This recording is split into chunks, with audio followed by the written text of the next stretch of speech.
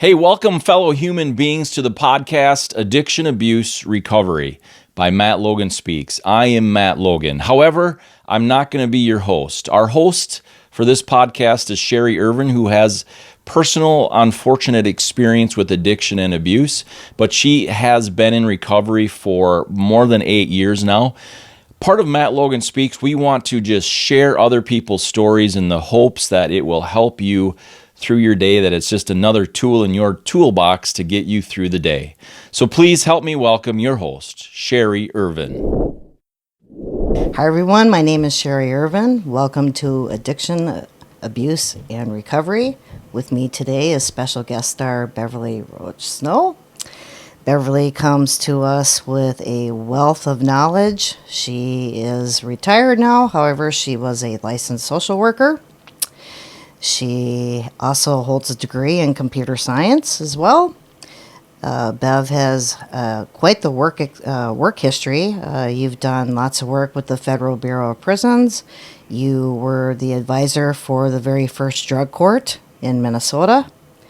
And you have served on various boards, advisory boards, which one of them was Recovery's Happening in Rochester, Minnesota. And not only that, I think what makes you such an asset to your profession is that you are also a woman in long-term recovery.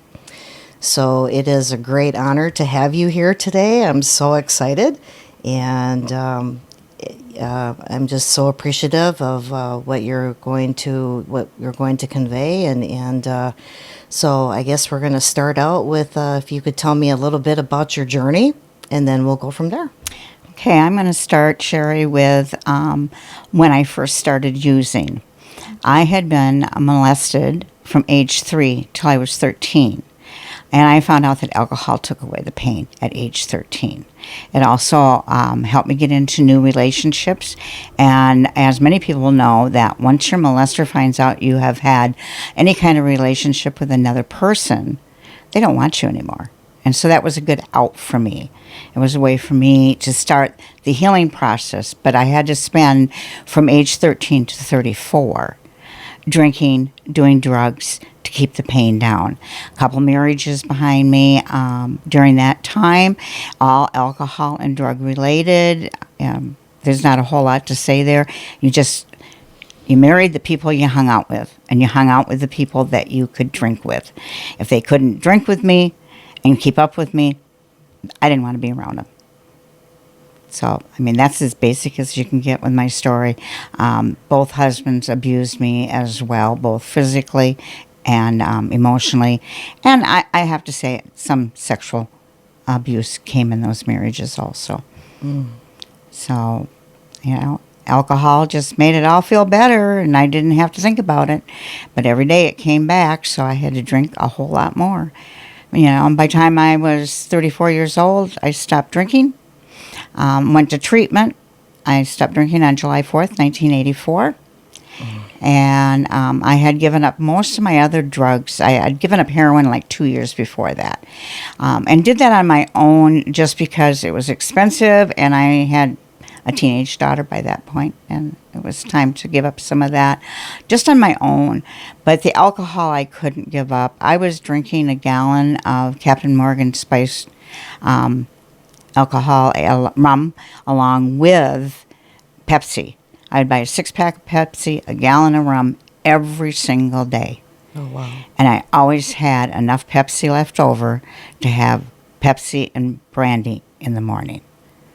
And that was the cycle of life for me. I was a functional alcoholic. I was able to maintain my job, and actually what made me make the decision to stop drinking was I got a promotion. And I was going to be moving up to the cities. I was going to be working in downtown Minneapolis in a nursing home and managing the kitchen. And it was a great job for me.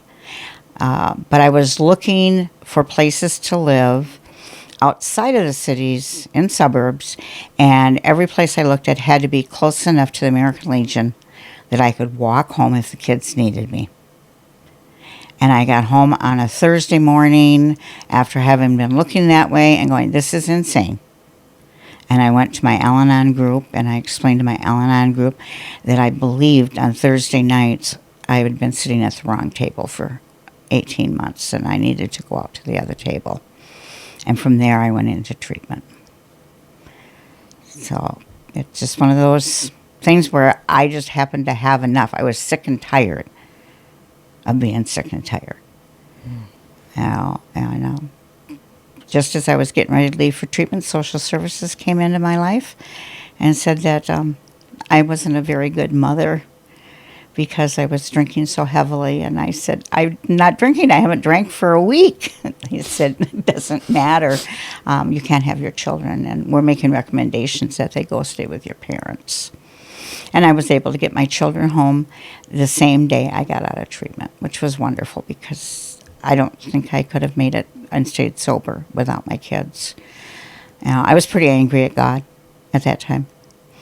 He took my children, is what I seen. I didn't see that I lost my children because of my behaviors. But I got them back, and I was never going to lose them again. And the combination of not having insurance for my treatment, and back then it wasn't that bad. It was like $10,000 that I had to pay, $50 a month until it was paid off. Oh, wow. And, that really wasn't a bad cost. But I was one of these people who didn't pay for things if I didn't have it. I smashed up a car, quit paying on it. Anything that cost me money and I didn't have it in my possession, I wasn't paying. So I kept paying that treatment. And the longer I had to pay that treatment, the more quality sobriety I had. I was about 3 years sober before I really understood the gift that I had gotten from God. So that's a long time. Yeah. And I finally did my third step at that time. I did 6th, 4th, and 5th steps because the longer you're sober, the more you remember. And some of the stuff couldn't be taken care of in your 10th step. And now I find that if I do my 10th step every night, then I don't need to go back and do another 4th step. But it took those 6 4th steps to really help me feel okay about who I was, like myself in my own skin. Mm-hmm. So having known that, when you look at 36 years coming up in July, 33 years, I think I have to believe that it has been pretty quality when it comes to my sobriety. And I do say that I'm in long-term sobriety. I still go to meetings. I go to at least 2 a week. And I got to tell you a little story about that because my mom died in 2005. And about 6 months before she died, she said to me, well, when can you quit going to those meetings? And I looked at her, and she had done this to me more than once.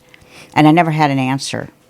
And that day I had an answer, and I looked at her, and I said, Mom, when you quit going to church, I'll quit going to meetings. Oh. And she never asked me again.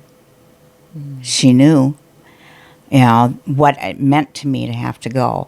And I know that right now she'd be really pleased that for the last 8.5 years, my husband and I have been going to church, and we don't miss a Sunday. We found that we could have conversations with God in the woods, in our house, when we were with the kids, but we weren't celebrating our life with Christ. And so by going to church, we've learned how to celebrate. And we have a wonderful church family, and we really, truly enjoy our sobriety. One of the major things, and you mentioned a few things that I did after I got my social work degree. And my first job, which I was offered 2 days after I got my degree, was over in Dodge County. And in Dodge County, I started out as an in-home therapist. And that lasted about 3 months, and my boss came to me and she goes, I think we have to change your job. We got to put you in, and you got to start treating, getting people into alcohol recovery, drug recovery. You're going to have both the child protection cases And you're going to have the cases where they've gotten in trouble with the law and they need to go to treatment. So I had a full caseload. And I was very pleased to be able to even get a job with my alcoholism behind me, but on top of that, to be able to work with other alcoholics. And as time went on, there was a flyer in my mail when I come back from vacation, and it said, "Want to do drug court? There's $100,000 grants being given out in Minnesota." Excuse me. And I went to my boss and I said, "Can I?" And he looked at it and he goes, "Oh, I was supposed to throw that away." And I said, "I know, but you didn't. So can I?" And he said, "Well, I'll tell you what, if you can get a team together by the end of this week," and this was like on a Wednesday, "if you get a team together and they're all willing to do it, I will match the $33,000 that you need to get the $100,000." Oh, wow. And so I invited the probation officers, the treatment team, and the judge's administrator, and the law enforcement. And we all had this really great meeting. And all I did was say, "Come to the conference room at 7 o'clock tomorrow morning. I'm serving Otto's Donuts." And everybody showed up. Now, if you noticed in that line of people that I invited, I didn't invite the judge. And I did that for a reason, because if the team wasn't going to join me, there was no sense in inviting the judge to a meeting and wasting his time. Plus, I knew the judge would be more apt to allow it to happen if all of us were together on it. So we went ahead and decided we were going to write the grant. And I wrote the grant and had some help from the team members. After that, went up and told the judge that I needed his signature on it. And he told me later the only reason he signed it was he didn't think I'd get it. And of course, it meant a lot more work for him, but he was very pleased. He was a good judge, and he was good with the people. And I still have connection with several of the people that graduated from the Dodge County Drug Court. So, excuse me. Now, anything else you need to know? I mean, Yeah, with the drug court, I absolutely love the drug court. The drug court has been such a great alternative to incarceration. I know that it has saved so many, and so many people have turned their life around because of the drug court. What a wonderful, what a wonderful thing that we have. And now I believe Rochester as well has a drug court, and it just seems to be moving. And wow, did you have any clue back then how far this would go? No. You know, my first social worker's name was Beverly Bourbon. So you kind of get the joke there. Beverly Bourbon and Beverly Roche were really good friends. And she got me into foster care. And in doing that and realizing that she was going to become a really close friend of mine, she talked to me about drug court. And I laughed. This was like back in the early 90s, like 91. We're sitting at Perkins, and she's telling me all about this drug court. I said, "Rochester's just way too conservative. You're never going to get it into Rochester." And unfortunately, she passed away before that happened, but it is just a delight, because Olmsted County was really hard to get convinced that drug court was the way to go. We had 36 other drug courts in the state of Minnesota before Rochester joined us. Well, I remember going to one of the panels that you spoke at. Wow. And, and everybody was advocating for the Rochester Drug Court and how beneficial it was, and highlighting what Fillmore and all of them were already doing. It was the cutting edge, and so many of them, the offense didn't warrant incarceration. The incarceration wasn't going to help that drug and alcohol use. No, it would never. We talk about jails and prisons, and obviously you remember I worked for the Federal Bureau of Prisons, and We were taught in our early years that incarceration was the punishment. We were not to continue punishing. And that meant a lot to me. And when I was working out here in Rochester, and one of the captains said to me, well, why do you do that? Why do you come in on your own time? And why do you do AA? And it's like, because these people are going to go home. They're going to go home to all the same problems they had before. And if they don't have some kind of information to take with them, what are they going to do? So I continued, and, I learned that punishment doesn't work. And I learned it working for the prison with the inmates. It doesn't work. Drug court works because we put them into long-term sobriety. Most drug court programs are 2 years. Plus they have to pay for it. They're not getting this just free. They pay a certain amount. In Dodge County, they had to pay every phase, and there's 4 phases, they had to pay $250. So if you figure 4 phases, it's $1,000 that was coming out of their pocket. But one of the first things they have to do is find a job. Most of them, the only job they ever had was sitting on the couch, smoking dope and selling drugs.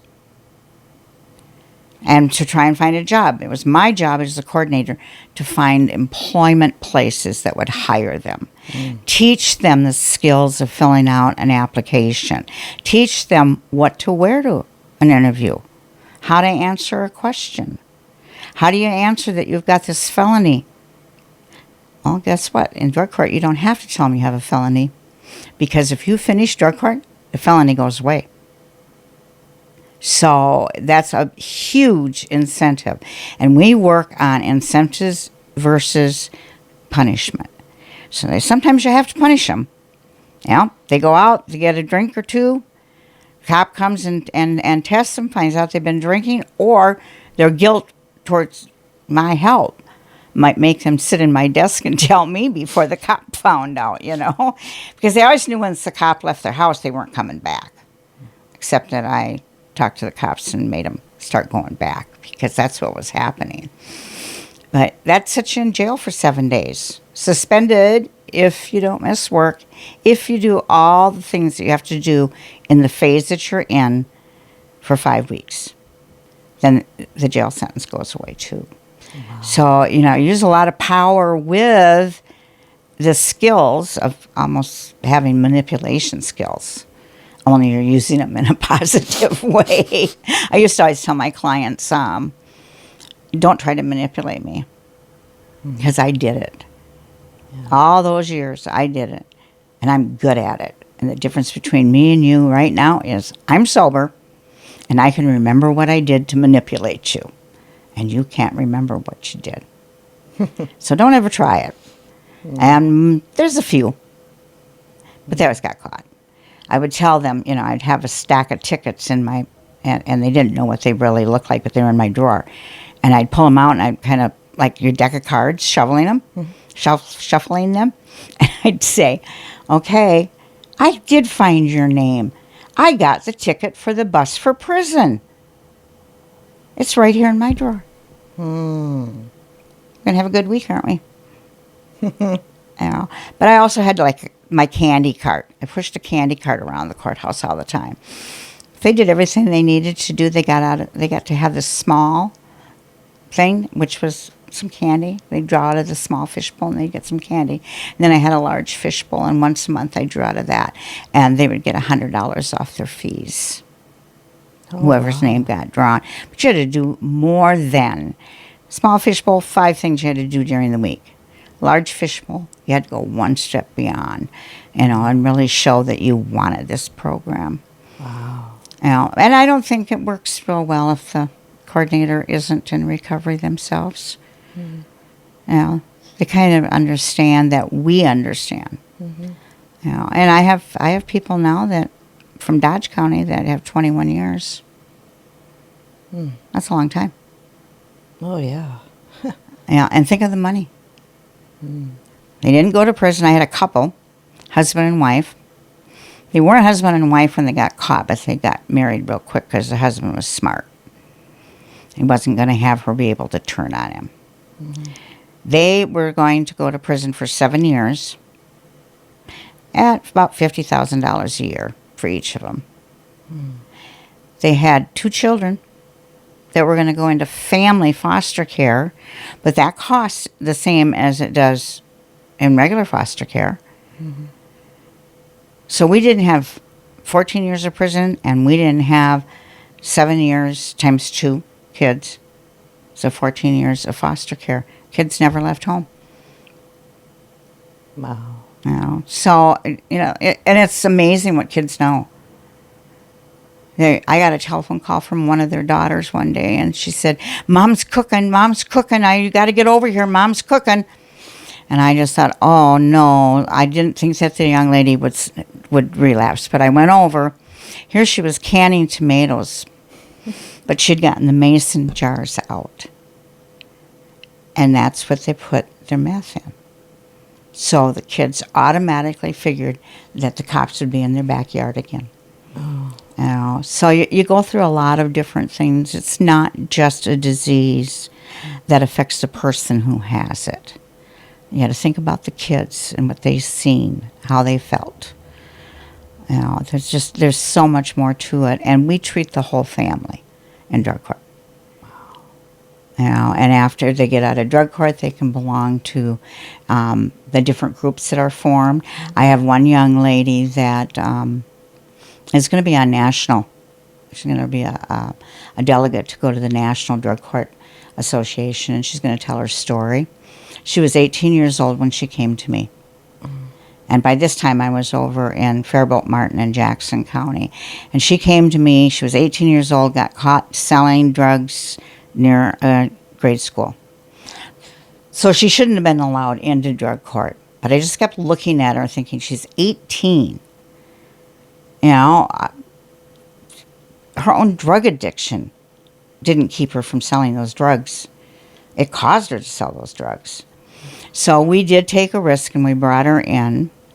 She's got, I'm trying to figure, I retired in 12, so she's got to have 14 or 15 years of sobriety now. And she called me up, and she said, look on your Facebook page. And I said, under your name? She said, yeah. And here was this beautiful picture of her. And she had just gotten her boards back from the federal government that she could start practicing being a mortician. She had never had an ounce of college when I met her. And she went through all that schooling sober. Wow. And now she's a mortician. Fantastic. So she's got a really good story to tell. Mm-hmm.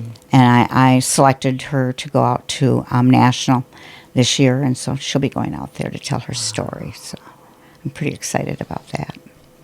I know for a fact over the years I have watched you sponsor so many young women, so many, and you have shared your experience, strength, and hope with so many of them. What is it? I kind of call it you kind of have like this superpower. What is it that you've done that kind of keeps them in that straight and narrow, that they can truly believe that they recover? Because we all know that this is an insidious disease. We all know that it doesn't discriminate. It doesn't matter who it's going to get. I know that with the halls of Bill W., women work with women, men work with men. And all of our stories we all have that common thread. Mm-hmm. But the story's a little bit different.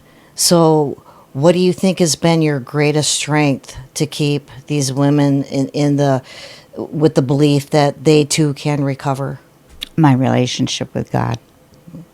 That is the strength. When I meet with them, before I meet with them, I get on my knees and I always ask God to please give me the words. Please speak for me. I use my voice, but I can't ever fix anybody. You know, it's you got to build trust. You got to build love. They got to know that you care enough that when the phone rings at 2:30 in the morning, they got to trust that I mean it when I say, you call me at 2:30 in the morning and you're drunk or you're high, you're going to detox. Law enforcement will pick you up and you're going to detox. There you'll meet my sponsor, which is your grand sponsor. And if you tell her that I didn't care enough, I sent you there, she's going to give you a quarter and tell you to call your sponsor who cares about you, or call anybody that cares about you, because she knows your sponsor is the one that really cares. Mm. Now, and, there's some sad times.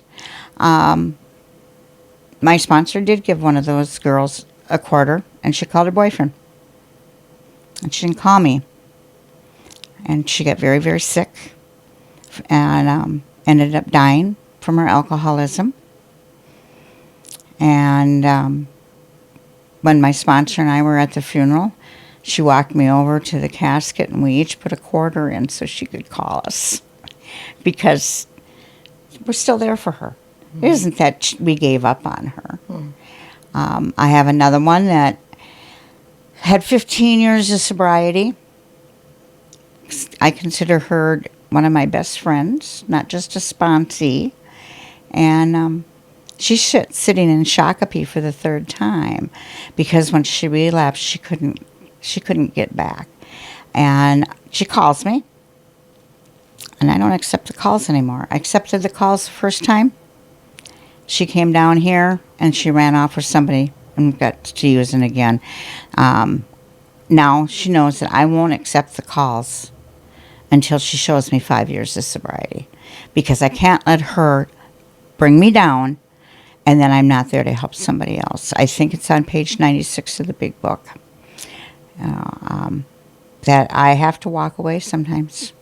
Mm-hmm. It's not easy, but I've seen a lot of them come back to me also after they've had their relapse, got it out of the way, and then they'll call me up and let me know that they really need the help that, or are willing to take the help that's offered. But mostly it's leading them to God, making sure that they have that path to God, or, their creator.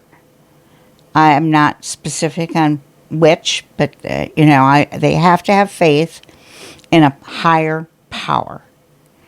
And then they have to work the steps with me. And if they want to do those things, I'm going to be there for them forever. I have brought 3 people into my church because they got sober with us, they stayed sober, and they started to believe in Jesus Christ and started to come to church. That's the best gift God can give me. Powerful. So I'm so grateful for the gifts that have been given to me, but I do nothing without God. It's just, I didn't finish school without God. There was a lot of times I wanted to quit. I had 82 foster care boys, and out of those 82 foster care boys, they were all chemically addicted. And I would have up to 4 of them in my home at any given time. I have an addicted son. I have a son who has an eating disorder. And I have lived with him, at being sick like this. He's 45 in June. Mm. There's nothing I can do for him. I can love him enough to walk away and remind him I'll always be there for him. But I can't fix his problems. And I know that. And so I think that's another thing a sponsor has to know, is if you start getting down and you start feeling sick, the issue is you're taking on that individual's problems and you're thinking you can fix them. There's no way we can fix any of them. They got to want it. So, that's how I do it. It's just God and me. With the drug courts, I went from Dodge, I went up to Chisago and started a drug court up there. Then I went over to Faribault Martin and Jackson, and did a multi-county drug court. It was the first multi-county drug court here in Minnesota. I went to work in October, and on December 5th, we had our very first case. And I left there 6 years later to retire. Before I retired, I started the first national multi-county family dependency drug court. And that has brought just miracles. You know, if you can get a family help before they become so bad that they're doing illegal things, you get into their lives when their children are suffering. And you teach the children that cops are nobody to be afraid of. Cops you can call and they'll help you. I've had cops that have sat down for hours and worked on computers to help somebody get their computer running. I have cops that will continue to go over and visit with little kids. They carry candy in their car now so that the kids aren't afraid of them. But these are the same cops that went into their homes, laid mom and dad down on the floor with guns at their heads while they were throwing the kids out at me. Yeah. And there I was with a suitcase, clean teddy bear, clean blanket, all clean clothes, and off to a foster care home. It's the stories could go on. The recovery is the good part. I can tell you a lot of stories that made me wonder why I was still doing it. But when I see the recovery, I would say out of 300 friends on my Facebook page, probably 30 of them are recovering addicts that are my friends. 150 of them are my relatives. And the rest are my clients. Wow. My judge will call me up from over in Fairmont, and he'll say, "How do you know so-and-so's sober?" I said, "You think they'd call me if they weren't sober?" I know which ones are using, the ones that call me, write to me, One of the young ladies just went through huge skin cancer treatment here in Rochester, and is probably going to have to come back and go through some more. Would have never thought that I'd be the first person she'd call. Wow. But we have that connection. Yeah. That's why I say the recovery is the story. It's the story, yeah. For everyone, I remember, you might remember this, he was a sociology teacher. His last name was Jacobson.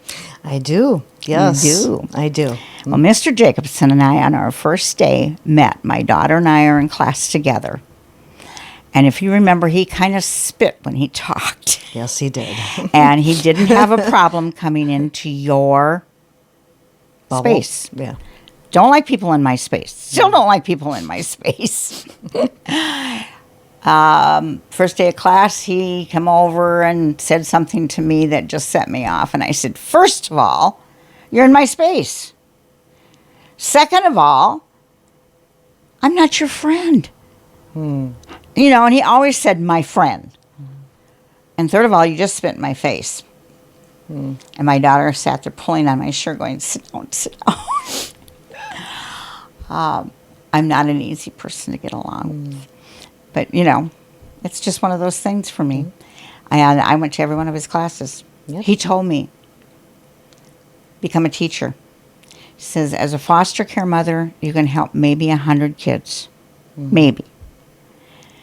As a social worker, you can help maybe 1,000 kids. Teach 100 people to become social workers. Now you've helped 10,000 kids. Wow. And I've kept that in mind ever since I got sober. Wow. Oh my goodness. I could talk to you forever about the stories. The recovery is just amazing. It's truly the miracle. They tell you to wait for the miracle to come.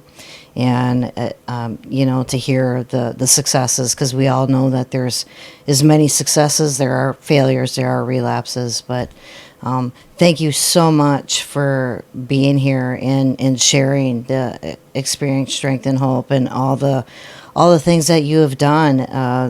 The drug court is just huge. I think that is like the golden crown. It has saved so many, and they're thriving. So many people are thriving because of drug court.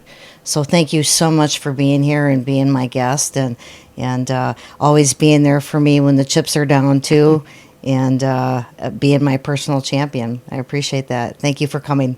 Thank you for having me, Sherry. Love you. Thanks for listening to today's podcast of Addiction Abuse Recovery, everyone. I hope that you enjoyed it. I'm sure you did, as I did. I want you to know that if you want to follow along, just go ahead and hit subscribe on YouTube and Spotify, iHeartRadio, Podbean, Apple Podcast. You can find us on Facebook. You can find us on Instagram, Twitter, LinkedIn. Just search out Matt Logan Speaks. We have all kinds of great content for you. Hit the notifications button so that when something new comes up, you're the first to know. Have a great day.